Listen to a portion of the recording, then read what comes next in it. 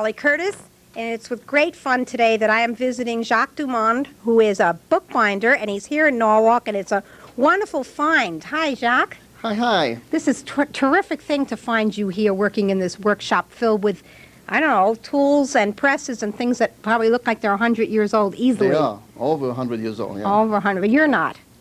No, I'm not. And that's terrific that we can get a chance to find out something about bookbinding, because we might not have an opportunity other than this. That's true. I'm a hand binder. I've been working as a bookbinder for over 40 years, and I love what I do. It's like a hobby to me. It's a pleasure to come to work every day, and I took over the company in 1971 after the son of the founder, the son of James McDonald, passed away. And in 1980, when the company was 100 years old, I decided that I had enough of commuting to New York, and I moved this little company to Norwalk, Connecticut. And I love it. It's just, so until that time you were in Manhattan? I commuted for 19 years to Manhattan because I always lived in Connecticut. But before all this, I mean, you didn't inherit this beautiful name you have. No, I studied bookbinding in technical college in Normandy, France, where I was born. For 3 full years, and this is almost like practice, but even so, you went there for 3 years. When you come out, you still have a lot to learn. I'm still learning now, as a matter of fact. Every day, each book has a different problem. So even so, I've been a bookbinder for a long time. I'm still learning. It's been a fantastic trade, really. When you did this, though, in France, and you got started, I understand your father and your grandfather were blacksmiths, so they were artisans themselves. But they have nothing to do with bookbinding. Nothing at all. This is a very clean and quiet, and that's noisy and dirty. So, but what made you come to the United States? That's my question. My sister married a GI after the Second World War, and she came over, and being older than me, she always said, someday I'll buy you a trip to America. And she finally did it in 1962. That's when I came over, and I stayed over. Are there other people that are trained in this as you are, or is this something, I imagine it's very limited? Yeah, when I was in New York, I had 8 workers, and they were all from different nations. One would be from the Philippines, Germany, I had one Frenchman, and because there is no really college or technical college in this country to teach bookbinding full-time. You may have courses in bookbinding, but never as a full career. There is nothing like this. There's no school. So we're not replacing anybody like yourself then in the next 10, 20, 30 years? Yeah, it's going to be a problem. That is a problem. Well, what type of books do you do? Do you do usually I books receive for libraries? The book, yes, library, universities, private collectors, and rare book dealers. Rare book dealers. So usually the book come to me in the States, you see, so they really are in very bad shape. So according to what the customer wants to do to it, either I remove the covers completely and make a new binding out of it, or I restore it. But before I do this, the book has to be completely clean all the way to the bare paper. Right, everything, all the old leather comes out. But tell me, what would have been in there? I mean, well, it was similar to this. You had an old board on it, and you had an old leather with glue, and so all this have to be cleaned completely to the bare paper. Each book, that's the basic. That's the way you start. So you sort of sand it down. And then from there you can make a new binding, which this is. It's a very simple binding. It's hardcover, hardboard covered with cloth, and that's really the easiest binding to do. And that's the first. That's one. There's really 3 different ways that you could take care of a book. You could rebind it in full cloth or in leather. You could make a box for it, and I'm going to show you now. Okay. Or you could restore it. If you make a box, you don't touch the book. So this is a handmade box. It's called a slipcase. It's called a slipcase. This is a 1603, really, beginning of the 17th century. And the book is in good shape, but it has a tendency to open because the little cords came out. So instead of rebinding it, you keep the binding, it is original, and you make it into a slipcase that fits like a glove. It's made of linen cloth. And then you have a cardboard box that fits, again, exactly like a glove. And you put a leather label on it with the title. With the gold tooling, so it has a little nice... Gold. That's real gold. Real gold. And it looks beautiful on the shelf, and the book is preserved, and no humidity, no sun goes to it. And this is very popular. Okay, so that has its benefits, and that no sun, no light gets on it. This, again, is a slipcase with a rounded back, but this one has a leather spine. with bands. We call those little ridges, we call that bands, and made of leather again. And in this case, this was a book that came in parts. It was never bound. Oh, I see. Yes, okay. You see, it was only... All these books are from what, the 17th, 18th, 19th centuries? They could be even from the 20th century. But they have to be rare, they have to be valuable, otherwise it's not worth it. So that's the second way to do it. You bound the book, or you make a slipcase, or you restore the book, like in this case. Okay. See, this book here, again, the covers are coming out, but this is the original cover. This book is, well, I don't have any date, it's 1780, 1779. So in this case, I will preserve everything. I would keep the cover, repair the corners, remove the old back because somebody put some... Library label. Yeah. But I would preserve the original label. Well, how do you do that, though? I mean, this book looks so old. You see, I have, with a little knife, I have to lift this little label carefully with a knife in order to preserve it. You're going to take that off in one piece? Yeah, it has to come out in one piece. Because it would be replaced. After the book is restored, I would put this label back on it. Well, what do you do, though, about this whole big cover, though, that's in pieces here? Well, it's very old. Okay, the label come out and we'll go back on it. Now, the spine is clean. The spine is where all the sewing is? Yeah, the spine. This will have to be completely clean like I showed you on the first book. All this glue has to come out completely. Again, that gets scraped off with this little paring knife here? That you have all these little tools here. You have to use paste in order to soften that old glue. That old glue is hard like a piece of rock, really. So you have to soften this out. You have to leave it maybe for 10 minutes. Then you scrape it. Then you put some more paste on it, and you scrape it again until it comes to the bare paper. Do they get worms in these things? Do they get little bugs and things you from can see 200 here, years? This is a bookworm. This is a little... bookworm. See the opening there? Then I have to lift the leather. See, again with a little knife. I have to lift this part of the leather with a knife very carefully. The length of the cover, because this is where I will put a new piece of leather. This is a new leather. That's fat. So this, what do we call this kind of leather?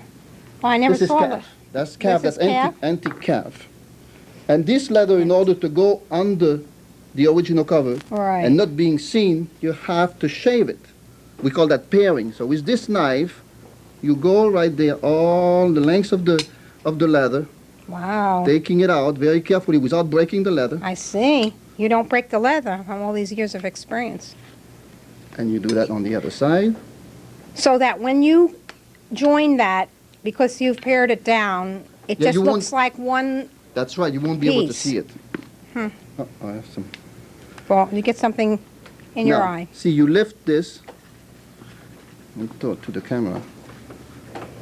You lift the old leather and put the new one underneath it. Of course, it's going to be glued in there.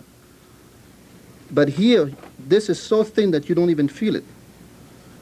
And this leather would turn all around the spine, go to the other side, again underneath this leather, underneath the old leather, goes all around to the other side. And the piece that's sticking out here will be turned around the cover. It would turn and go inside of the book, and this paper also has to be lifted. Do you have one that's been done already anywhere near that we could take a look at and make a comparison? I think it'd be helpful to show that. This is a very similar one. All this is new. This is new leather. Okay, see, it went under. See if we could show that to the camera. It went under the, but you really can't tell because I have shoe dyes. I have all kind of colorings and shoe dyes that I put on it after in order to antique it. This was the original label. It was put back on it. Okay. And then I put gold lines. You can't tell at all. You don't even. You can't tell. You don't see a line at all where the old binding and where you put in the new antique leather. Yeah, you can't hardly tell. And then inside, I have to choose a piece of paper, old paper, that also goes right here under the old paper. We call that a paper joint, and the joint is lined with silk. Really? You know, so it is stronger. You know, gives some strength to the. So you can see this is a new piece of paper, but it matched the two. Oh, I can't tell at all, and I'm standing right on top of it. I don't know if the camera can see that, but I can't tell at all where you've done that. I know that you have a stack of papers from 100 and 200 years ago. Yeah, that's what I keep. This is another one that's been restored also. And in this one, again, this was a beautiful back. So all this had to be saved in pieces by panels. One piece at the time was the original spine. that was removed, and underneath you have the brand new leather. Why are you able to duplicate all this patterning that comes? Sometimes if you have a piece missing, I have all tools and I can duplicate the And then with the parts. gold leaf tool. And at here the- too, you see, this is a marble paper Marble, inside. But again, you have a strip of paper here, matching those two. This strip of paper you had in your Yeah, collection? right. Match So that. sometimes I'm lucky, sometimes I have, sometimes it doesn't match 100%, but this one is a very good match. I would say. So this is marble paper from 100 years ago, because Yeah, the marble right. paper today, the dyes are different, the pigments. Well, the oil paint. some people can imitate very Really? well, So yeah, you can. they But can I know really you've been collecting papers your whole life, you told me. Oh, yeah. And I also restore cloth bindings. Cloth bindings. This is a cloth binding. Oh, what's the difference now? I see this is a fabric. That's a linen fabric, yeah. That's a very detailed cover, That's a isn't it? beautiful book, but Let's show again, that one. this piece here, all this is new, you can't even tell. Oh, I see. The new cloth starts from here, goes all around to the other side, and then the old spine has been put back on it. So you can't hardly tell, it's only this that is new. That's what restoration is all about. And inside again, you have a new piece of yellow paper matching the other two. Wow. So you have to have all these little different things that Oh you yeah, just it's might time be... consuming because sometimes you have to look, half an hour before you find the right paper. Oh, half an hour, but that's because you have all these resources here, all these different papers. But that's a lovely book, so it's worth to save it. This is a mid-1900, 1850, the book that was published in frames. I was very interested that when you have a call about a book, you go and pick it up by hand. You don't mail anything. Sometimes I You do. I do? use UPS. Yeah. But I noticed that you go and hand deliver things. Yeah, a lot of lot of times. I do. time. If I go to Massachusetts, for example, or close by in New York City or military academy, then I usually pick it up. Can you tell me about some of the really special books that you've had the pleasure and honor to work on over your Oh yeah, restore lifetime leather. of binding? The most expensive book that I worked on was the Gutenberg Bible. That was the first book ever printed with movable type. And this Bible was stored at Harvard University, and a thief tried to steal. There was a 2-volume set, and he came from the roof, came down, broke the window, put the 2-volume sets on his knapsack, and tried to go back to the roof to get out of the building. And as he came out, with the way of the book, he lost his balance, fell down in the courtyard, and the guard found him there. He lost consciousness. Wow, he foiled himself. And the cover, the book, because he had a crowbar also in order to ply the display case. So one of the book fell down on that crowbar and was completely detached. The cover was detached, almost like this, really. The crowbar was there, so it pushed the cover up. And so we had to go over there at Harvard and fix and repair it. Oh, you did it there. Yeah. But that'd be very hard for you to move some of these tools. I mean, I know you use a lot of small Well, tools. fortunately, what they did, they sent the cover to us, just the cover. So we work on the cover first. We repaired the cover first, and then we went over there and And worked. did the So it was attachment. easier. It was a little easier. But the book was so valuable, they would have had to send, a guard to keep the book. Well, I know you have other beautiful books, though, because you showed me some of the beautiful See, things you've sometimes worked books come to me like this also. So in this case, it has to be resewn. I cannot bind it like this. So I have to clean every pages. And then on this, what's called a sewing bench, with a thread and a needle, on. Linen thread, linen thread and needle, you go through each section one at a time, go through the book, around these cords, and sew each section one after the other. Well, there are many different ways, I understand, of sewing and binding, so I guess you're schooled and learned all the different... Well, that's the advantage of being in school, because you learn all the details, and later on when you're in business, then you can really appreciate what you learned in school, because you don't concentrate on one part of bookbinding, you learn from A to Z. So that's the advantage of being in And school. then the advantage of the last 30, 40 years that you've been binding books, you get the challenge, as you said, each book's different. And you improve yourself, really. You learn and you improve yourself.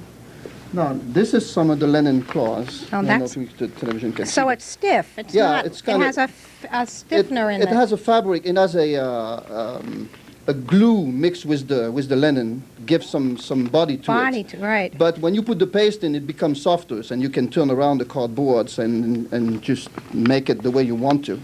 But And- it's not as pliable as leather. This is why you could not use this to make, for example, the spine of this, because the cloth would not go on this. Leather does that. What type of leather do you use? I use mostly two different kinds of leather. One is called French Morocco. That's a goat skin. That's a small animal. I have a sample here. Then you can see the animal itself. This is the paw of the animals. This would be the head. And this would be the spine. So all of this is tanned in France, you said? Yeah, and it is made specially for bookbinding. It is strong, but it's still very pliable. See, the leather that would be made for somebody that Shoes. or gloves Pocketbook. wouldn't work for bookbinding. You have to have a special one. So this is goat skin, and then we have calf. Calf, of course, it's a much bigger animal, so that's a part of it. But it's usually a very smooth leather. See, it's there's enough grain into it. And calf is mostly used in restoration, because all those old books were usually in calf when they came out, when they were published. So And calf is easier to dye also. You know, I could use my shoe dye, I could darken it, I could make it look old, and much easier than French Morocco. So you dye it with whatever you improvise, like coffee, tea, shoe polish? No, this has to be done with shoe dye. Because dye. it has to be something that stays. See, if you put coffee on it... But on pages, on you paper, yeah, you can use... Paper. Yeah, on paper you can use coffee and tea. But on this, no, you can use... So are those some of your treasures? Yeah, I'm going to show you a few books. This is another... We could make some fancy stuff also. This is a slipcase made fancy. This was the patch of blue. So you had the face of a black man and the face of a white woman on it. That's nice. And a little patch of blue on the spine. But so you could make some fancy things. This is another book that has Fur? unborn calf. That's unborn calf on the spine. Unborn calf. Yeah. In other words, that's the calf. It's before you take the skin before the calf is born. Could you imagine the friends of the animals hearing about this? And then this is your And then you have a little sketch. drawing on it. This is parchment. This is a parchment cover because it's a book about cowboys. So that's why the spine is like this. And this is your sketch, you told me, Yeah, that's my sketch. And this is called a sliding case. In comparison to the slip case, this shows the spine of the book. In other words, you have one side that is open. You can put if you have a beautiful binding with gold tooling, you could make a sliding case like this, which would protect your book, but you would still see all the design of the spine of the book. And is it marbleized on the sides of Yeah, the this is marble paper. Marble paper. Boy, that's just some combination that you have there. This is another fancy book. This is a book about Napoleon. So that's a full calf binding. And then on the spine, you have all the little tools that refers to Napoleon. You have the bee, you have the eagle. Those are all his symbols? That's all his symbols, right? And then you have a big N, which is the Napoleon N with the crown of Napoleon on it. So that's a full calf binding. That's a beautiful book, isn't it? Now, is this part of your collection, some of Yeah, these? that's one books that I made mostly to learn, really. I did this years ago in order to practice and be fairly good at it. You know. I know you told me most of the books leave here because they all That's are true. going I don't to have anything rare. to show, that's true. And this is a book on Paris. Beautiful book. That's a book on Paris. Again, this is a full French Morocco leather with gold tooling on four corners. The spine is also tooled. Then you have a small piece of parchment with the Eiffel Tower. Is it hand painted? That's hand, yeah, I painted it, hand drawn. And then you have inside a nice moire silk. Why is that? Why would you use a moire silk? I've never seen. They use that a lot. Years ago on fancy binding, yes. Moire silk And was even used a has lot. gold tooling on the inside, yeah. inside cover? Gold tooling on the inside. Then you have another piece of leather that's called a doublure on the center of the cover with gold lines on it. So is this French, this That's book? a French. Because That's just about Paris. It's views of Paris. it's exquisite, isn't it? I mean, the binding's more exquisite than the book. Yeah, the book is not. Like I said, I did this for practice. Oh, really, for practice. I love it. Tell us about that slip cover. And this, again, this is a sliding case. Sliding case. Sliding case. So, again, you have an opening in order to show the spine. Mm-hmm. And you have leather all around the edges. And this is a fancy paper. Fancy paper with birds and... a swan and the fleur-de-lis. Oh, it's beautiful. I don't think I've ever seen anything quite like that. This is another fancy book that I made representing the flag of the United States. Those are part of the National Geographic. They had edition several months on the presidents of the United States. So I took all the articles about the presidents from Washington up to Kennedy, and then I bound them into a book. So the spine has white stars with red labels, and then on the front you have the blue that goes with the spine, and then the side, the stripes of the So are you flag. trying to say that you took the magazines individually and took the Right. pieces apart? I took each section that refers to the President of the United States, So- and I made a book out of it. A person who is enchanted with a certain subject and is saving all the magazines could that have do meant that. enough to them, Yeah, they could do that easily. or they could have you do it, you mean? This is another Because I don't know about... very interesting I- binding. That's wonderful. I used to work years ago for the Denver Public Library, and every year the Denver Public Library would send me a book on embroidery, and it would also send me a piece that was Embroidered? embroidered already ready, and I had to dream a binding for them. Dream up a cloth, and it would be a cloth binding then? Well, the center would be cloth. That was the embroidery, but the rest could, like this, would be the spine in leather, the side is in leather. So you have embroidery on the front and one on the back. Oh, I see. Beautiful, wonderful. One on each side. And that's my wife's work, by the way. She did that for me because I decided to buy the book and then I made the embroidery. This happened to be about Peruvian embroidery. Now, you told me your wife is from Peru, My and you wife is met from her in Peru. Connecticut. That's right, learning English. Learning English, she was Right. like. And that's so, the book on embroidery. when that book came and you did it for the Denver Public Library, you decided you were going to reproduce it for yourself. Yeah, when I saw it, that's right. So I Because there's reproduced it for myself. But I did this for 10 years, and unfortunately, the librarian over there passed away, and I never did another book for them. I imagine it is very unique friendships you have with these different rare libraries and rare book dealers Sometimes it really is. and one person. This is This really... is also a very interesting thing. This is a commission that I got from Jacqueline Kennedy to make a box about the garden of the White House. And the publication was House and Garden. House and Garden, and it was House- on the House- White House rooms that House she... and Garden, and then there was articles inside. Like this one would be the Jacqueline Kennedy Garden. How exquisite. It's exquisite. And also there was one book about the White House history. So she sent me those two catalogs plus the White House history, and I was to make 4 boxes, one for each of her children, one for herself, and one for Mrs. Mellon, who designed the gardens of the White House. That's the letter she sent. Mrs. Mellon did design the garden? Yeah. Mm-hmm. So that's So the that's letter the that letter? she sent to me from Mrs. Kennedy with her signature. Signature, and she's asking you, she knew exactly what she Oh, yeah, wanted, she you knew said. exactly what she wanted. Did she and- gave you the papers? Yeah, And she sent me the paper, and she said she wanted this marble paper on the side, and she wanted the vellum spine, and she wanted the spine to stay with nothing on it because somebody was to do the gold calligraphy on the spine. Oh, so you didn't go tool it for her? That was... For her, I didn't go to it. That's what she wanted. Oh, she knew exactly what she wanted. Wonderful.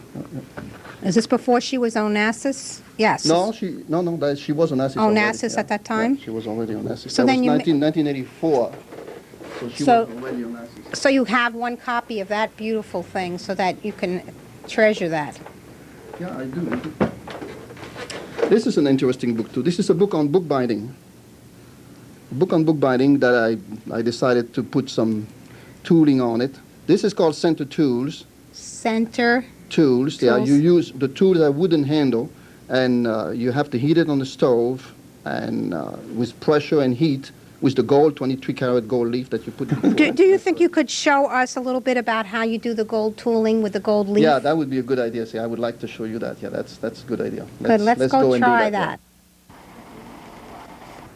So here we are in the finishing room, And there I am going to show you how to do the tooling on this book called The Laws of New York, published in 1752. There's the title page of the book. And again, I only do the minimal before I do the tooling. You have the cardboards in there, you have the leather spine, and now I have to put the gold on the spine of the book. First I put a little Vaseline on the spine itself where the gold will go, and the book goes inside of the press, wooden press.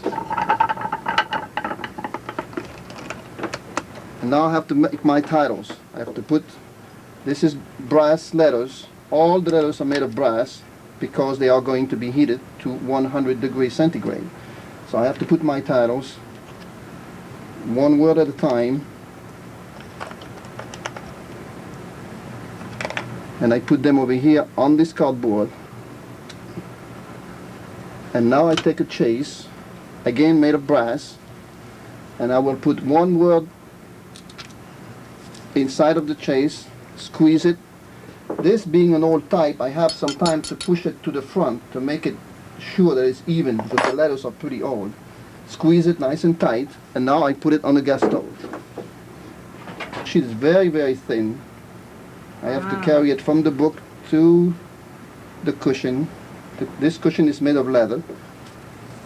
So it grabs somewhat? And then you use the knife. You can blow right in the center to make it stick. Then with the knife, you just cut it in pieces. And then you carry the gold. The sweat from your head Right. pulls it up. Is that a traditional technique, or is that something you figured out? I guess it's been done for a couple hundred years, really. It never really changed. It's the same way. The sweat from the brow? Right, right. And also the way I know when my letters are hot enough. How do you know when your letters are hot enough? Well, it stays on the stove for a little bit. Then you have to check if it sizzles. See, when it just sizzles like this, you know that it's 100 degrees centigrade. If the water stays on, it's too cold. If the water runs on it like little bubbles, it's much too hot. It has to just sizzle.